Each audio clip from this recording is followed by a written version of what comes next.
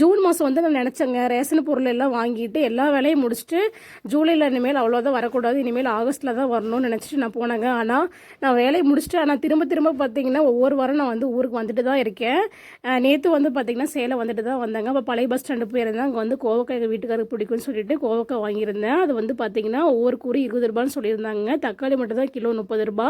பச்சை பீன்ஸ் வந்து இங்கே தோட்டத்தில் சந்தையில் எங்கேயுமே கிடைக்கிறது இல்லைங்க, ஊரில் தான் அது கிடைக்கும்.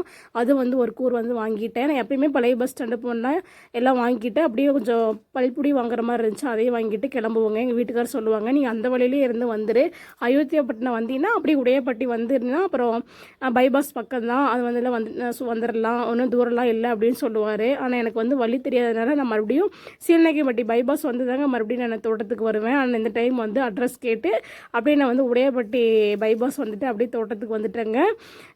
அப்புறமேட்டுக்கு வந்துட்டு நம்ம வீட்டில் வந்து வைக்கப்பில்லில் வந்து சீத்தாப்பழம் மாம்பழம் எல்லாம் வந்து பழுக்க போட்டிருந்தோம் இல்லைங்களா. சரி அதெல்லாம் எப்படி இருக்குது அப்படின்னு சொல்லிட்டு ஒவ்வொன்றா எடுத்து பார்த்துட்டு இருந்தேன். ஏற்கனவே வந்து சீத்தாப்பழம் வந்து குருவியெல்லாம் கொத்தி வச்சுருந்தாங்க. அவங்களுக்கு இன்னும் 4 பழம் விட்டுட்டு எங்களுக்கு கொஞ்சம் 4 பழம் பொறிச்சிக்கலாம் அப்படின்னு சொல்லிட்டு பொறிச்சு எல்லாம் வந்து பழுக்க போட்டிருந்தாங்க. எல்லா பழமும் பார்த்திங்கன்னா சூப்பராக பழுத்து இருந்துச்சு. மாம்பழமும் பார்த்திங்கன்னா எல்லாம் சூப்பராக பழுத்து இருந்துச்சுங்க.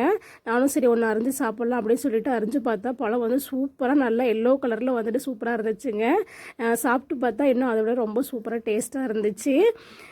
குழந்தைங்களுக்கு வந்துட்டு இந்த பழம்லாம் வந்துட்டு ரொம்ப பிடிக்குங்க. அவங்க ஸ்கூல்லேருந்து வந்தாங்கன்னா ஈவினிங் வந்து இந்த பழம்லாம் சாப்பிடுவாங்க. என் கண்ணுக்கு முன்னாடி இந்த மாம்பழம், சீத்தாப்பழம், பீன்ஸு, கேரட்டு, தக்காளி இதெல்லாமே எடுத்து வச்சும்போது பார்த்திங்கன்னா அப்படியே நான் காய்கறி மார்க்கெட்டு பழ மார்க்கெட்டில் இருக்கிற மாதிரி ஒரு ஃபீலிங் வந்துச்சுங்க. இந்த வீடியோ பிடிச்சிருந்தால் மறக்காமல் லைக் பண்ணுங்கள், ஷேர் பண்ணுங்கள், சப்ஸ்கிரைபர் பண்ணுங்கள். பாய்ங்க.